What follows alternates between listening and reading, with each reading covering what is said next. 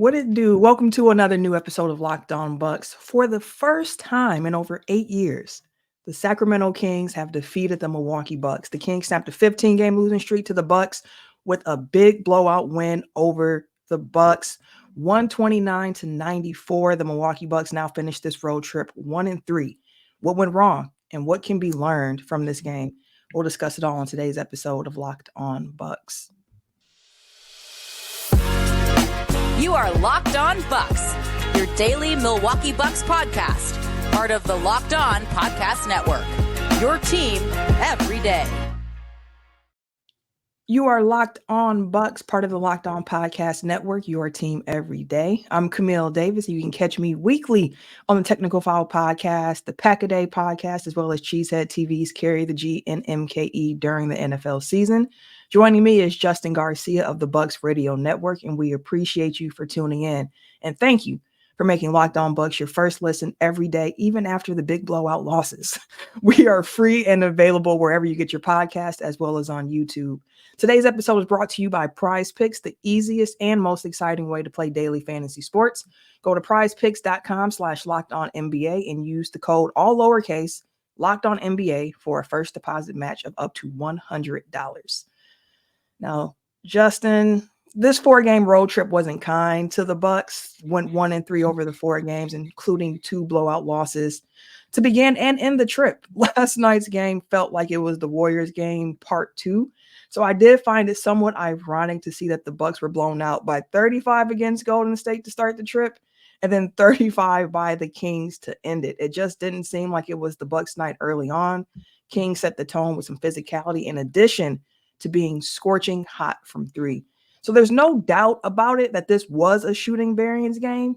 But do you think that this Bucks L was solely because of the shooting variance, or was there more to it? No. And what's funny is we saw a lot of that on this road trip where the Bucks had done a pretty good job defending the perimeter. I mean, I hesitate to say defending the threes, but they haven't had those types of games by and large for this season. And it wasn't really shooting luck per se. When you look at some of the luck adjusted numbers, they've just been much better in that spot. But on this road trip, that changed in every game but the Clippers game. It seemed like the Lakers caught fire early. D'Angelo Russell stayed on fire. That Warriors game had a lot of similar tones to this game. And then tonight was probably the most egregious example where the Kings just could not miss in that first quarter, especially. But, it's easy to look at the box score and look at those shooting discrepancies and where the Kings were, again, especially in the first half, and where the Bucks finished this game. I mean, they took basically the same volume of threes for the game. It was the exact same at halftime, but you were minus 33 on points scored from threes. So that does stand out. But to me, there was a number of things in this game, and shouts to our listener, Ron, who's messaging me during the game asking, does this just kind of seem like those games against the Pacers where the Bucks are going to struggle against younger teams that are more athletic and are going to run up and down the floor and play at a high pace? And I kind of dismissed it and was like, well, it's just a couple minutes into the game. Let's wait and see how this plays out. But that's exactly how it played out. And we even heard Doc Rivers mention that and added, yeah, he does have some level of concern for that in the postseason. He did indicate there are ways that you can combat that, and obviously he's not going to give that away. Right. But to me, that was it. It was, the Kings stayed hot throughout the game. They played at a much, much quicker tempo. But I think the other things that to me were more frustrating for the Bucks, you can't really control the pace that the Kings are going to play at. I mean, sure, you can make them miss, but you can be more physical. You can be the bigger, stronger, more aggressive team. And the Bucks were not. The Kings were beating up the Bucks in the post, and especially the way that they were playing around Giannis and Brook Lopez, especially Giannis when they would catch in the paint. And then the other part is what we've heard from Doc Rivers a couple of times. And in fairness, we heard Adrian Griffin mention it when he was here as well. And that's the offense has to put the defense in a better spot. Doc mentioned chasing fool's gold and was very, very displeased with the way the offense played. And I think that's a big part of it. When you look at Giannis was incredibly efficient, Nobody else was. And I don't think that offense, I mean, I think maybe the most misleading and mistelling number from that game is when you look at the Bucks assist rate and 23 assists, 30 field goals though for the game. So they had a 76% assist rate, but there was, for all intents and purposes, no real ball movement in the game. Right. Yeah, absolutely. And that, let me start with something positive, because you did mention Giannis and how he was able to bring it. I do want to just say Giannis was the one positive I did take away from this game. After he came back from the Achilles tightness, we've mentioned on this show as well, it looked like he was playing under the rim during this road trip leading up to this. And it was good to see him dunking again against the Kings. Got some really vicious posters, and it was just good to see him with that bounce. You mentioned the fact that it was Giannis had a good game, but the rest of the shooting around him wasn't. At halftime, Giannis was 8 of 10 from the field, 80% for 22 points. The rest of the Bucks were 10 of 32 for 31%, 34 points at that time. And yeah, it is true. Like, you can't look at the game and say, like, man, like, the Bucks, they just couldn't find good looks. Like, they got a lot of good looks at threes, and they did not fall for them. It was unbelievable at times just watching the ball go in and rattle right back out the top when you're just like, okay, this is not going to help. Also didn't help that the Bucks lost the battle in the paint as well. To your point about physicality, you saw that early on where it felt like the Kings were just really setting a tone in this game. And I knew the Kings were going to come out with some energy because they had just lost to Houston in the game prior to this one. So given how close things are in the standings in the West, I knew the Kings were going to come out, try to play really hard, put the Bucks in a disadvantageous situation. And they did that. And the Bucks didn't seem to have any counters to it. Giannis had so many beautiful passes that just weren't paid off at the end. The one that he had in the corner to Malik Beasley, where he like faked the handoff, kicked it back out. Giannis truly does lead the league, I think, in like 9 assists, like just some beautiful passes the world will never really get a chance to see because it's not going to be a highlight, but it was rough. And to your point, I don't think it was just shooting alone. Their offense did put them in a bad position defensively because, of course, it's like, yeah, you see the rebounding and it's like, well, I thought the Kings would have actually had even more rebounds in this game based on the way that the Bucks were missing so frequently. And when you're missing, you're putting your defense in a bad situation because now the Kings aren't, getting the ball from taking it out and trying to set up their half-court offense. They're getting the ball off the rim and they're running. So now you have to communicate, you have to talk, you have to get back into position. And the Bucks struggled along the way trying to do that as well. There was also a lot of attention given to Damian Lillard. So I do want to also give just a hat tip off to the Sacramento Kings and the defensive effort that they had, because some games you're like, it's just not our game, but the Kings did a lot of things to make the Bucks uncomfortable throughout the game. You mentioned as well some of the things that Doc mentioned post-game, and I want to dive into some of the things that Doc mentioned post-game as well as Giannis and Dame, because I thought their perspectives around this game were really interesting and also shed light on what we might have to start looking towards in the playoffs. So let's get into that after this.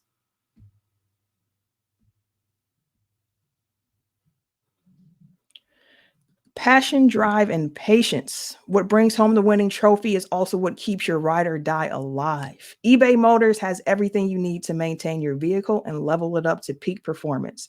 From superchargers, roof racks, exhaust kits, LED headlights, and more. Whether you're into speed, power, or style, eBay Motors has got you covered. With over 122 million parts for your number one ride or die, you'll always find exactly what you're looking for every time.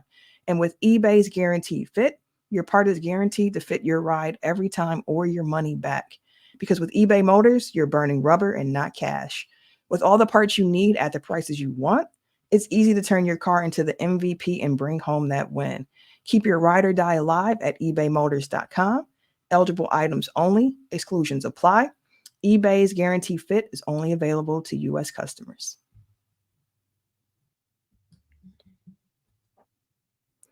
We truly do appreciate you for tuning in to Locked On Bucks. A special shout out to the everydayers who tune in Monday through Friday. And if you are an everydayer, you're probably aware of the fact that Locked On has launched the first ever national sports 24/7 streaming channel, Locked On Sports Today.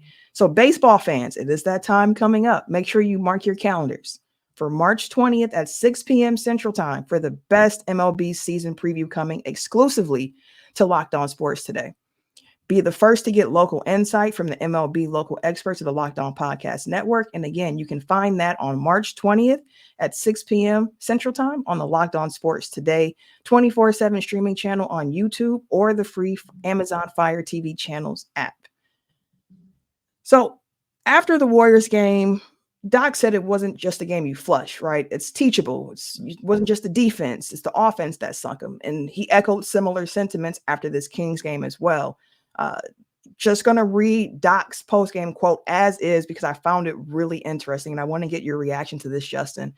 After the game, Doc said, quote, "Listen, it's going to say they shot 53%. And listen, Malik had some wide open shots and so did Pat Connaughton. But that's all fool's gold. The ball didn't move tonight. We took difficult shots. Sacramento overhelps a lot because they have to, and we did not take advantage of it at all. A few times we did get good shots, but I thought the way we played offensively, I thought we chased points all night. Everybody. First play of the game, I think a player pump fake, got into the paint. We told them they run at you and kick it out. We take contested too. So we deserved it tonight. My fault. I didn't get them prepared the way they should mentally. I thought our shoot around, guys talking about planes and leaving as a staff, we talked about it after shoot around, and it was like, if our focus is not better than this morning, it's going to be a long day. And it was a long day. So that's on us." End quote. Justin, when you heard Doc mention these things, which again, echo what we heard after the Warriors game, but this additional piece he added in there about hearing guys talking about ready to get on the plane and the focus not being there. What do you take away from some of these comments as well? Well, it lines up with what we saw. I mean, that it very much looked like a team that was on the last leg of a road trip where you're in California for 8 days and just anxious to get back home. But, that being said, you have to see a different variation of the Bucks starting on Thursday. The good part is you do have 5 of your next 6 games at home, and you got a lot of off days in between those games. As we touched on, you got 3 separate instances coming up of 2 days off between games. And that's always a concern for any coach in any team when you're on. I mean, I know the Bucks have had longer road trips this season, but when you're on lengthy road trips, how do we respond in that final game? It's the same as the Bucks to a lesser extent are going to face on Thursday, that you always have that in the back of your mind when you're just starting a home stand of, okay, we're back at home. Have we let our guard down? But I thought that was pretty apparent when you were watching the game of, they made one charge in the third quarter. And that to me was the big difference between this game and the Warriors game, which were bookends of nearly, the identical game. The way that the Warriors shot from start to finish, you lose by 35. The score was almost identical in both of those games. But in that Warriors game, you mentioned Doc saying there were some teaching moments and this wasn't a burn the tape game. There was more in that Warriors game than there was here, at least in terms of the positives, because I think it was easy to point to that 5.5-minute stretch to start the second half and say, look, all these things, this is what we need to do. Look at what happened. It went from 20 to 6 when we were doing these things. Everything else, the lead ballooned, and we eventually lost by 35. In this game, similar story. It wasn't quite as noticeable, but you did go on a run in the third quarter. But what, 14, I think, was the lowest that they got it down to. And there's that sequence, too, where AJ Green had a tough look, but that corner 3 attempt, that if that would have dropped, it would have either made it 11 or 13. And if that happens, then you think, okay, now this is interesting. But it didn't, and the Kings just kept their foot on the gas. So, to hear Doc Rivers say that, I wasn't surprised. And also, as we've talked about, Camille, that's in many ways the breath of fresh air, just the candor of Doc Rivers that you hear, and not necessarily coach speak of, well, I mean, it's 1 out of 82 and we'll get them next time. And I was proud of the way the guys fought back and things of that nature. We do hear some of that, but I think it carries more value when you hear that because of the quotes that you just read and you hear what Doc Rivers really feels. And I think a couple other things to tie into that a little bit later in his press conference when he was talking about what we'll get to with trapping Damian Lillard and, the spacing, and saying, again, that's stuff that we worked on. If they're going to pressure him, we have to space the floor. We have to be able to pick it apart. If they're going to trap him, somebody's open, and that's probably going to be Giannis in the lane. So it was just a bad job by our guys to not figure out spacing and not have those ball movements that we saw really for most of this road trip, save for that Warriors game. So that was the big takeaway is, I appreciate Doc Rivers' candor and the honesty and really letting you know how he feels. But I think the other part too is, and again, this is another thing that to me carries more value because we've heard it through good and bad, was the last thing or one of the other things that he touched on in the press conference was, where the Bucks are in their progress, and said, I still feel like we're headed in the right spot. I told you guys during the win streak, don't judge us by our win streak. I said then, even though we're winning, it's great, but we're still not ready yet. But we will be, and I still feel that way. So to hear that through wins and to hear it through losses, it's similar to what we just went through. It's been a consistent message about it's going to take some time. The Bucks are working through a process, and there are things they need to learn in order to be the team that we all think that they can be. Like, you can see the potential. You can see how this is a championship team. It's just like at this point, they're still trying to figure out things and how to win the game in a way that's best for this particular roster. And throughout this game, like, it's kind of like they reverted back at times where it's like, okay, I'm going to win the game. And I love Giannis's comments when he came out and saying, like, I get why it's happening when it's about the lack of ball movement, because like you're getting double teamed every time and you want to play, you want to try to impact the game. So sometimes you're probably just going to try he didn't say this exactly, but you're going to try to force the action a bit because you want to try to impact the game somehow, some way. But the reality of it is you got to figure out how you're going to beat the double team and how you're going to make an impact, even if it's not you putting the ball in the hoop. How are you going to be able to put your teammates in the best position to succeed? And we saw that at times throughout this game with the Bucks being able to create open looks for other guys. It's just that they weren't able to knock them down in this particular game, which when you're not shooting well, it's going to be hard to win a game. That's just simple basketball. When Malik Beasley is your leading, 3-point scorer of the night, and he's 3 of 11 from the field, it's going to be kind of tough to make hay with that. But the Bucks have to continue to find ways, and in particular, I think, find those actions that can help get Dame involved when he is being blitzed, when he is being trapped. Figure out different actions to run off of that, because we've heard them talk about Giannis and Dame developing their chemistry, and in practice how they're running the same actions over and over and over and over. To your point that you mentioned, Doc, saying we practice. What are we going to do with the blitz? Run it over and over and over and over. And it seems at this point that they still need more reps to figure that out, because for large stretches of the game, that Kings defense did a really good job of taking Dame out of the play. Yeah. And as Doc said, we've practiced that. When asked too about, the larger discussion we're getting into here is how do you prevent this from happening? As Doc said, look, it's pressure. It was pressure. That's what teams are going to do against Damian Lillard. It was just pressure. They got into him a lot. They pressured him. Every team tries to do it, but they were successful tonight. And, the two things that we heard come up the most in regards to that was their ball movement and how he felt it wasn't there. And again, that's the ultimate outlier, is 23 assists on 30 field goals. Well, there's a game where you just didn't feel like the ball moved. It stuck quite a bit and there were bad shots. But ball movement is key, finding the open guy, because again, if they're trapping and they're bringing two players out high, you have an advantage close to the basket. So you got to get the ball down there. But the other thing, and we've heard this creep up more and more, is post play. And, that is one way to slow down the game a bit, right? You're not getting into chasing bad shots and chasing threes and those long misses leading to transition opportunities, to use your size more. And that was one of the more jarring things that I mentioned too, is the Kings were the far more physical team. They were beating up the Bucks. I don't mean that in a bad way. They were just playing aggressive and physical in the post. And you could see it was really getting to Brook Lopez, especially, and Giannis at times. And I think at times when that does happen, Doc has kind of danced around this. You have a tendency to move further back from the basket. And this is one of the things we've heard Doc mention a couple of times now of, we have to do a good job of utilizing Brook Lopez. We got to do a better job of doing that. We have to throw him the ball more. We, being the coaching staff, we got to figure out ways to get him the ball there.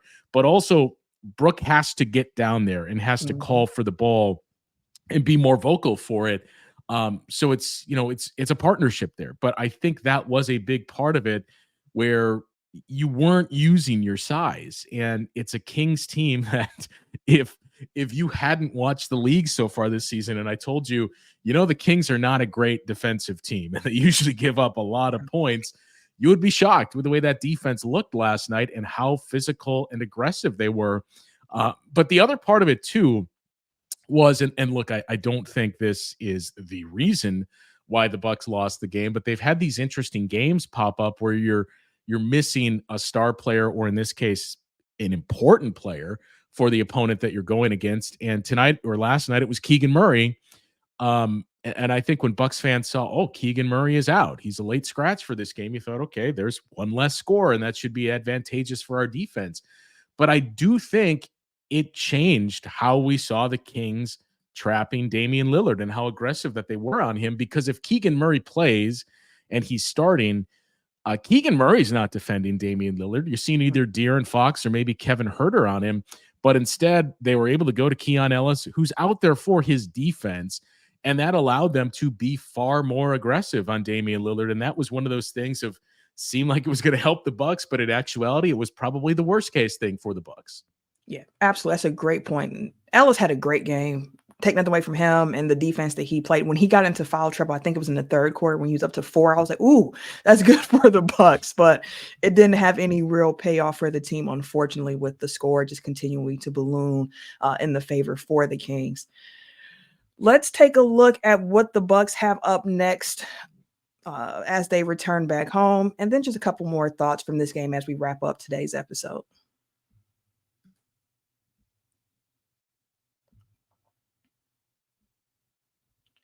PrizePicks is the largest daily fantasy sports platform in North America, and it's so dope because you don't have to worry about battling against thousands of other players, which normally includes the sharks and the pros, the people who do this professionally.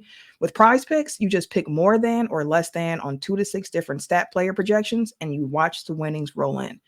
Demons and Goblins are the newest and most exciting way to play at PrizePicks. Squares marked with the red demons or the green goblins get you different payouts. So now you can win up to 100 times your money with as little as 4 correct picks. PrizePicks even offers injury insurance so that your entries stay in play even if one of your players gets injured.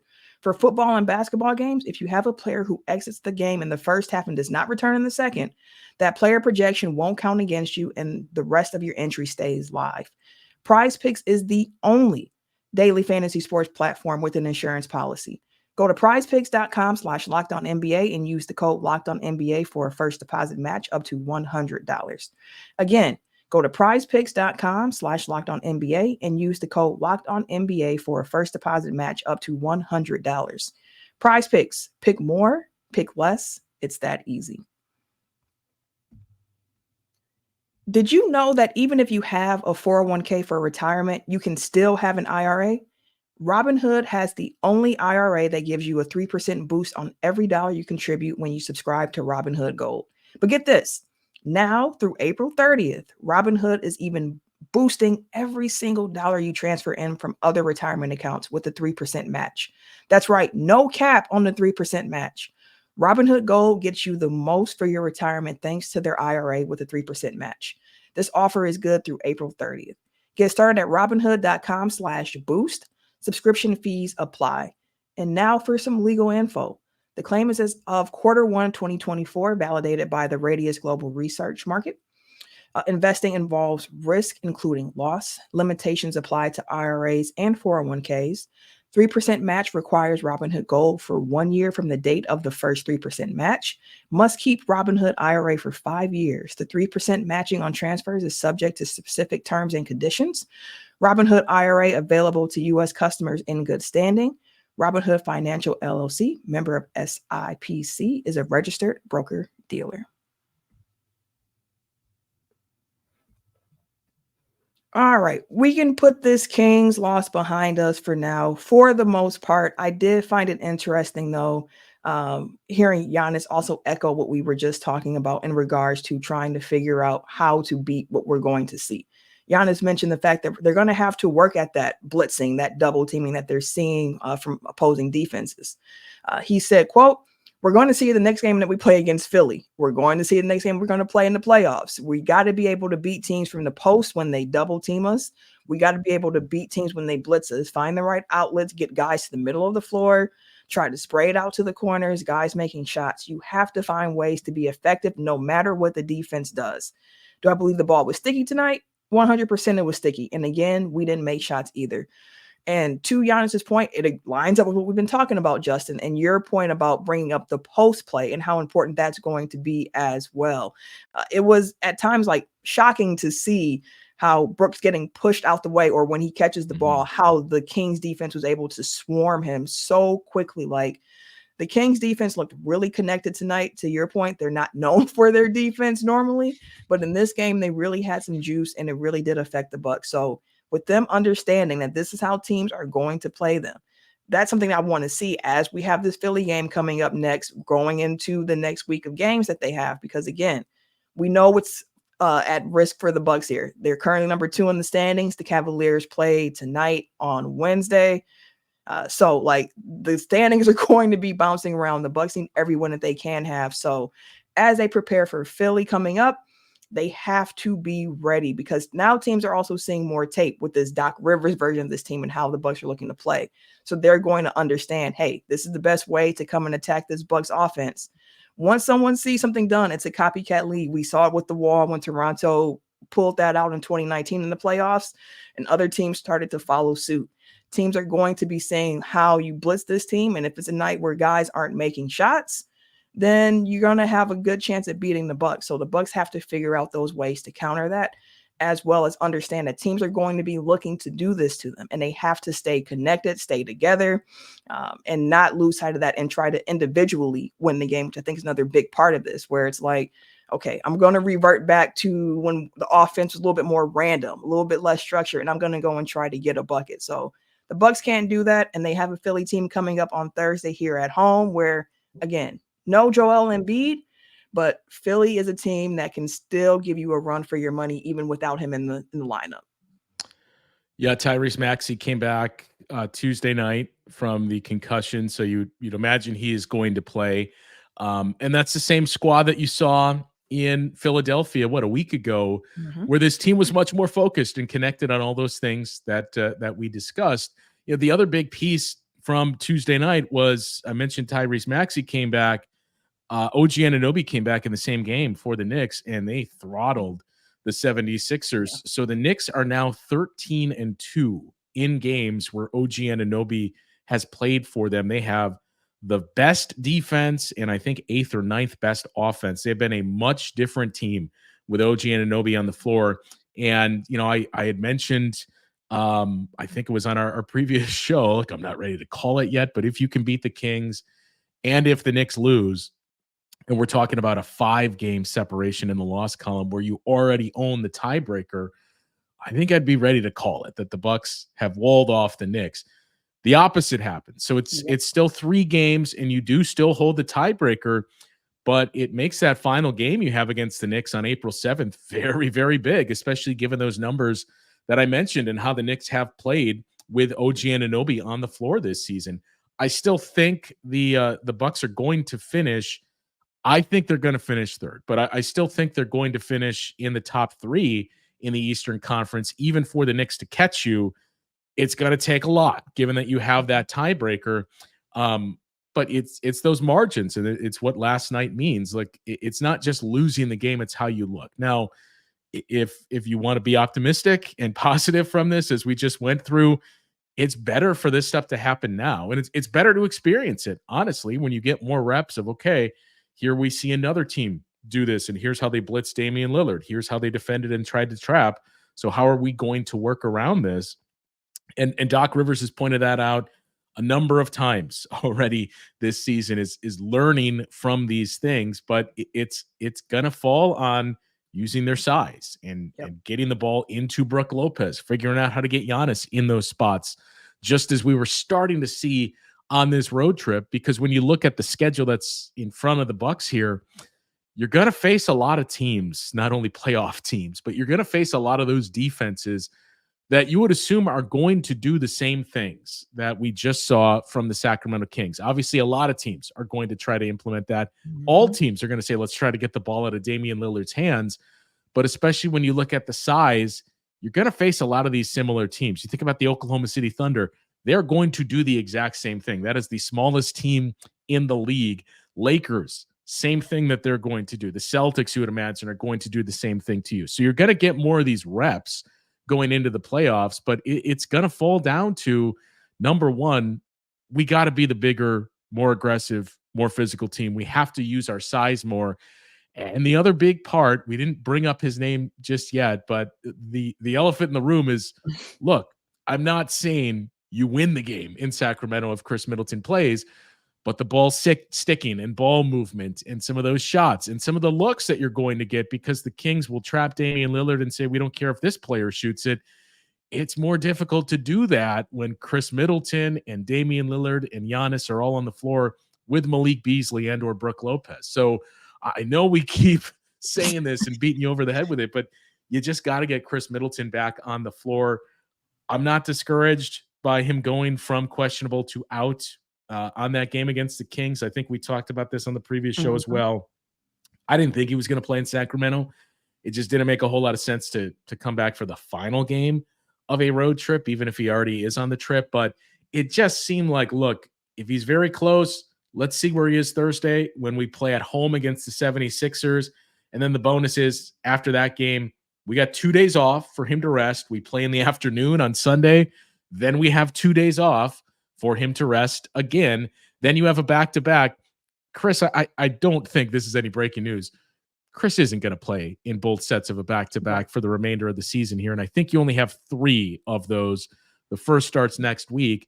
But the way that you could handle this with 5 of your next 6 games at home, if Chris Middleton is ready to go and able to play on Thursday, you'll get back home, last night, early this morning, you're back in Milwaukee. So the 13th of March, you could just say, look, he's not playing in both sets of a back-to-back, so we're not going to send him on the road to Boston. He'll play night 2 at home against the Brooklyn Nets. And then he would essentially not have to leave Milwaukee for 2 weeks, where you could get the rest and get treatment as well if need be. So I think we're going to see him at some point on this, I guess you can call it a homestand with 5 out of 6, but it does seem like, given the designation was kicked up to questionable, I get the sense we're probably going to see him in one of these 2 games. And again, the schedule is helping you out with those rest days that are built in. Yeah. I know we've been saying he's close, it's soon, but it's getting there, people. For real this time. Like it's close. Maybe I should say close now, because I think last time I said it's close. But we're getting there. So hopefully we do get Chris back pretty soon on this upcoming somewhat of a homestand for the Bucks. They definitely need that firepower back in the lineup. And it'll be good just to see the full team together, getting those reps in as a full squad ahead of the playoffs. Hoping and praying for good health for the Bucks for the rest of the way. But we'll wrap up here for the show. Again, next Bucks game that we have on the slate is on Thursday against the Philadelphia 76ers at home in Milwaukee. And we will, of course, be back ahead of the game for some more Locked On Bucks. For Justin and myself, we'll catch you later.